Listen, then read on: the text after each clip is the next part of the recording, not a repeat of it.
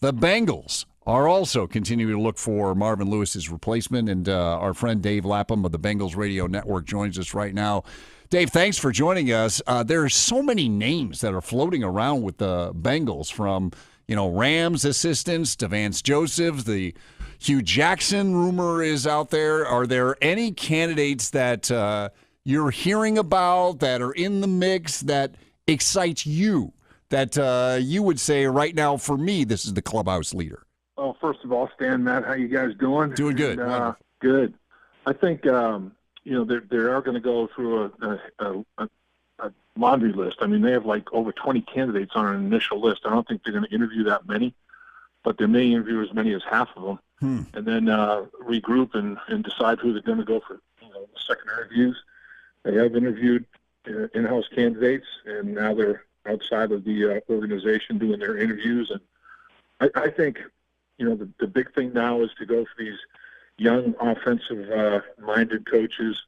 The one thing that you got to be careful of, Sean McVay did a great job. Sean McVay had Wade Phillips as his defensive coordinator, former head coach, very experienced. He pays no attention to the defense. It's almost like they're co-head coaches.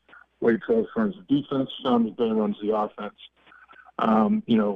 Same thing. They just hired Matt LaFleur in Green Bay. Yep. He's got a veteran defensive coordinator, former head coach he's going to retain. I mean, Vic Fangio did a great job for Matt Nagy up in Chicago. So if I'm talking to these young candidates, who are you bringing as a coordinator? And if I don't like the answers that I'm getting in terms of your offensive, defensive coordinator, and your offensive line coach, I think three key positions in the coaching staff. If I don't like what I hear, I move on. And if some of these young guys don't have any staffs in place, and don't lie to me, don't tell me, don't throw a name out there that you can't get. I want to know who you've got aligned to come with you on your coaching staff. And if I don't like what I'm hearing, move on. And it's interesting because you look at Cleveland. Cleveland fired Hugh Jackson a long time ago. Had an interim coach to finish the season. They had a head start on everybody, and they're out there interviewing a ton of people too. And it just shows me that there's not any real leading candidate as such. It's who would have thought that Matt LaFleur would have been the first guy signed by the Green Bay Packers as a head coach. So there's still 7 openings. Everybody's doing the same thing. Everybody's taking their time, doing their due diligence, because there doesn't seem to be just a guy out there that everybody wants. Vance Joseph just got fired by the Denver Broncos. He was on the Bengals staff a few years back. Has a nice coaching record as an assistant. It didn't work out as a head coach. Could he be in play for the Bengals? And Lap, I don't even necessarily mean only as the head coach, because I know he's a candidate for that. But to your point about if you bring in a young guy, you want somebody with experience.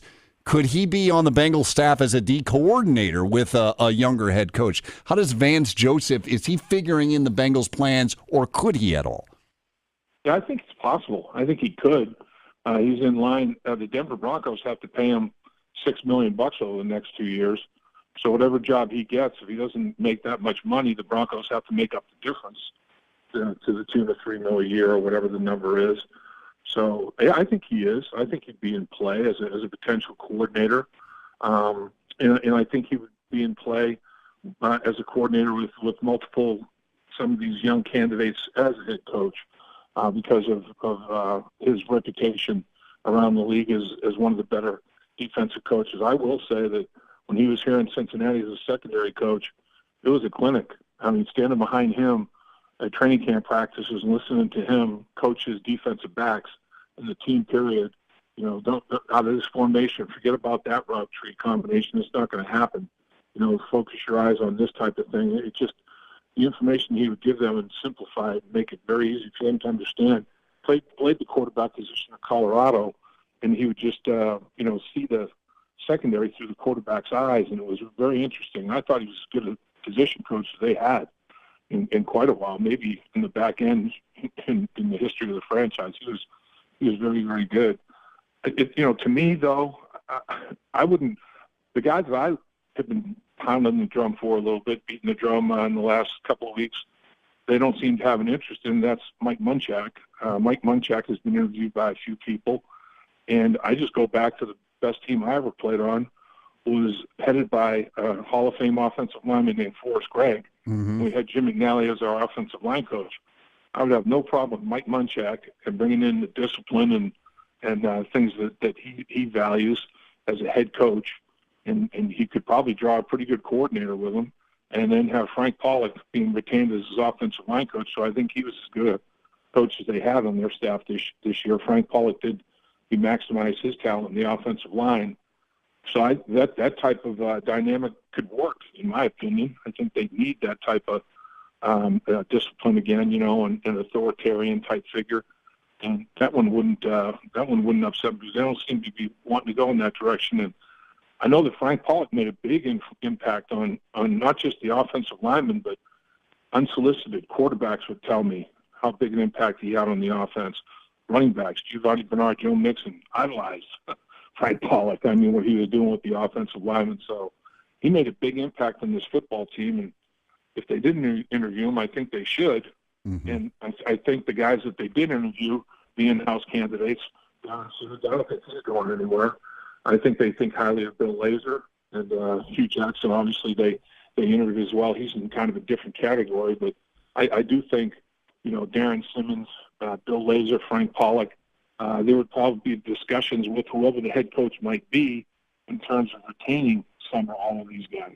Visiting with Dave Lapham, Bengals radio analyst, about the Bengals coaching search. How long, Dave, do you think this is going to go on in terms of hiring a head coach? Are we talking about weeks, or, there's talks about a lot of the assistants that they may be interested in are in the playoffs. So if they get to the Super Bowl, like, Eric Bieniemy with the Chiefs or whatever, you're talking about in February. Do you think this is a short-term thing, or do you think, a month from now, we still may be waiting on the Bengals to hire a coach? Yeah, I think it might be waiting on a few teams. I think 3 weeks for quite a few teams, possibly, because I think some of the candidates that they're interested in are, like you say, they're involved in the division round of the playoffs and might be involved in future rounds of the playoffs. So, there's very small windows there to try to fit interviews in and second interviews, because there is going to be a second interview process.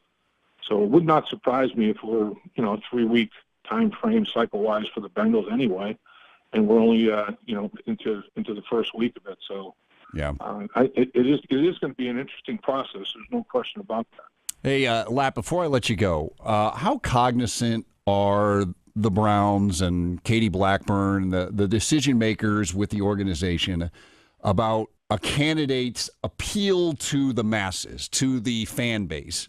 Is that on their thought process at all, or is it strictly football and, hey, Vance Joseph, if he's the guy, he may not excite the fan base, but we think he's the guy? Or are they looking to get somebody, is part of the equation, energizing the fan base as well as the X's and O's coach that this person is?